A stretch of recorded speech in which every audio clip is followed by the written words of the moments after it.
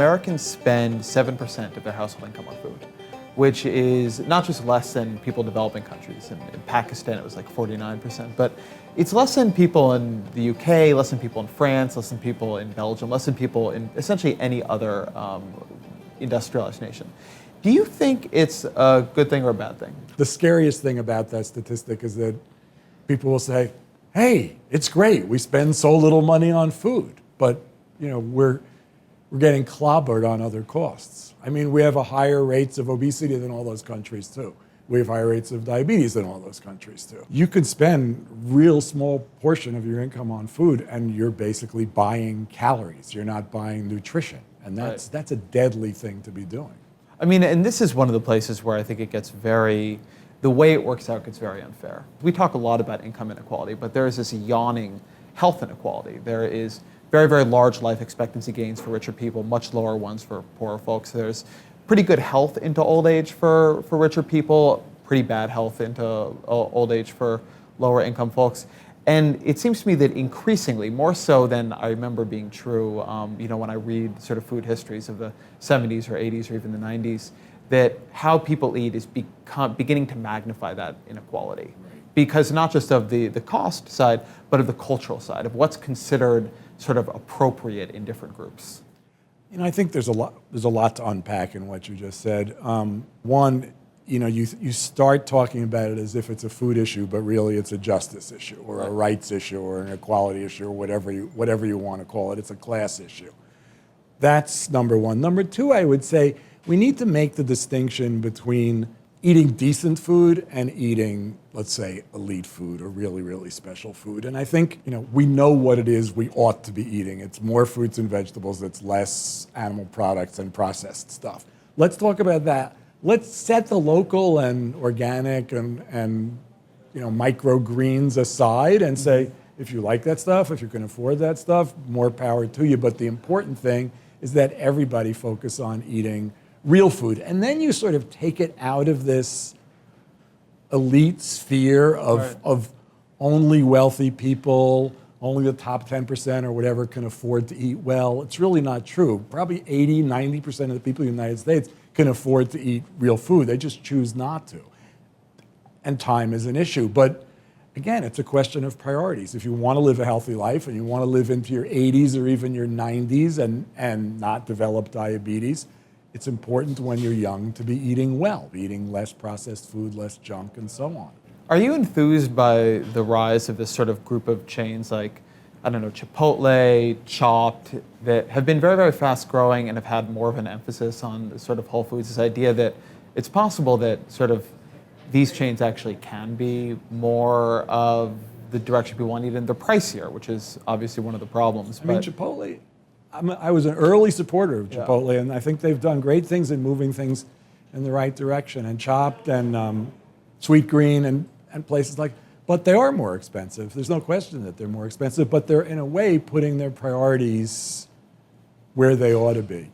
It's a very tricky combination because you have fast food combinations that are serving not such great food, or let's say a step up from McDonald's, where maybe they're treating their workers much better. So you support one chain for one thing and one chain for another thing, but really what we're looking for is, if you think of the iPhone, we're looking for the Jesus chain, the one that says, okay, we're going to reduce animal cruelty as much as we can. We're going to try to eliminate antibiotics from our food supply. We're going to use real food. We're going to try to serve nutritious food. We're going to treat our workers right. That's a lot of demands on a fast food chain, and you are not going to do that at a $4 price point. But it's also a lot of informational demands on the consumer, right? I mean, and this is true whether you're buying food in the supermarket or you're buying food at a chain or at any kind of restaurant, where there are so many dimensions, not just of health, but now of morality, of what you're doing to the environment, of what you're doing to the animals, of what you're doing to the workers. Well, this is all great, by the way, that this awareness is there. But it is very hard to know. It just has become, I think, incredibly stressful, honestly, to eat and feel like you are not screwing someone or something over, possibly yourself, very badly. Well, it's true. And at some point, from a personal perspective, at some point you just have to say, I have to eat. I just have to eat because, I need to eat 2-3 times a day. So I think it goes back in a way to if you're eating whole food, real food, natural food, there's really no good word for it, but real food, you're definitely reducing your carbon footprint. I mean, unprocessed food versus processed food. You're definitely making less of an environmental impact.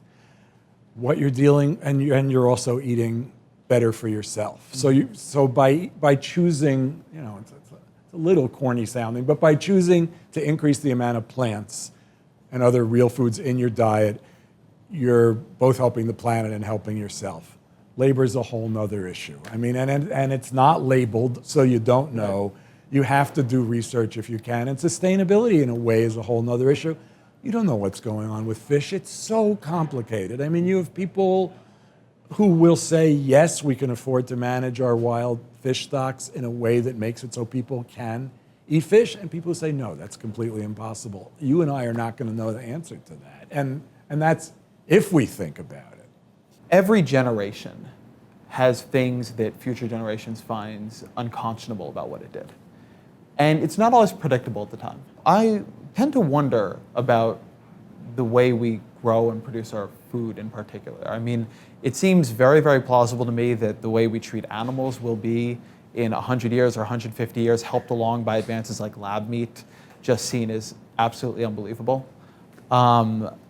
Food plays into this, but climate change and sort of just emitting all kinds of greenhouse gases in pretty heedless ways will be seen as having been a genuinely irresponsible and potentially tragic thing that we were complicit in this generation.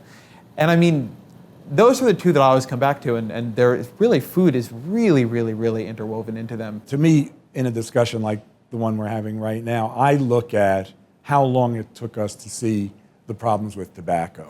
Right. Because the links between tobacco and cancer went back 50 years before it was really handled in an intelligent way, and it continues to evolve, right? Mm-hmm.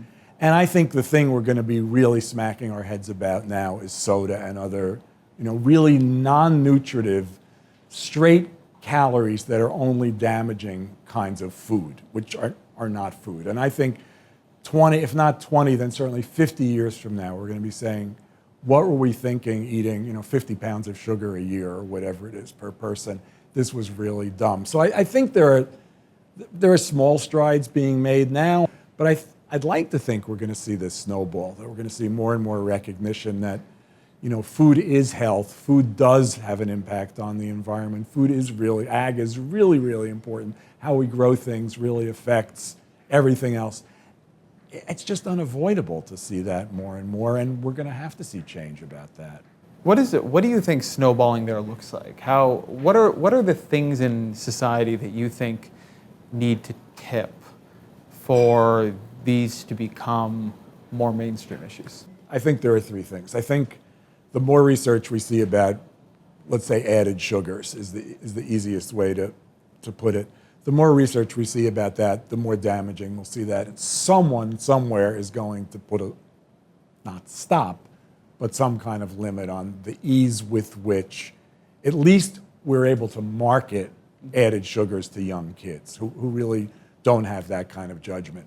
A second thing might be antibiotics in the food supply, because all you need is one big epidemic of MRSA or one antibiotic resistant bacteria that you can trace back to the overuse of antibiotics in animal production to say, okay, we have to stop this, we have to limit this. And you see, the FDA is doing that, but they're doing it in a kind of weak way. Yeah. And we probably don't want to get into the ins and outs of this tiny little bit of policy, but the FDA could be stronger about limiting antibiotics in the food supply. And I think the third thing, which is related, is the way animals are treated, confined animal feeding operations, where more and more people are seeing, or at least were seeing before laws were passed to try to keep people from seeing, we're seeing just how badly animals were treated and just what, I've said this for years, if you're going to produce animals like widgets, you're going to lose your own soul. And I think that we produce 8 or 10 billion animals a year. It's a really big number. And we eat we eat that meat as if it didn't matter, but it does matter, and it matters, not only from an environmental and health perspective, but from cruelty is a little abstract, but we are responsible for that. We did this feature of 40 maps and charts around food. Saw that. And one of the interesting things about it was, one of the first ones we showed was this chart of how much of the population worked in agriculture, worked in food production. And it goes from like 70%-ish around the dawn of the Republic down to, I think it's 2% or something now. Same time, you see this really sharp rise in how much food we're actually producing, right? It's not like what happened is all the food production moved to South America or somewhere, but we just became so good at industrial production, right? We automated so much production. It's so much more about tractors and pesticides and all this, and it is about human beings now. The agricultural system has driven a wedge between ag and food, between production and eating. It used to be, you grew stuff and you ate it, and there was a big level of interdependency on farms. And now you have a state like Iowa, which was a farm state in the sense that there were farmers and people were farming. And they were growing corn, and yes, they were growing soybeans, but they were also had chickens in the backyard, and families had pigs, and they grew vegetables and so on down the line.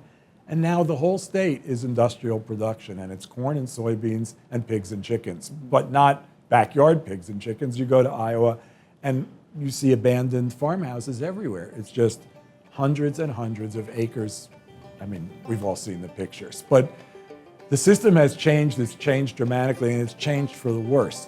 Yes, food is cheap, or it appears to be cheap, but it's not good for us. That's a problem.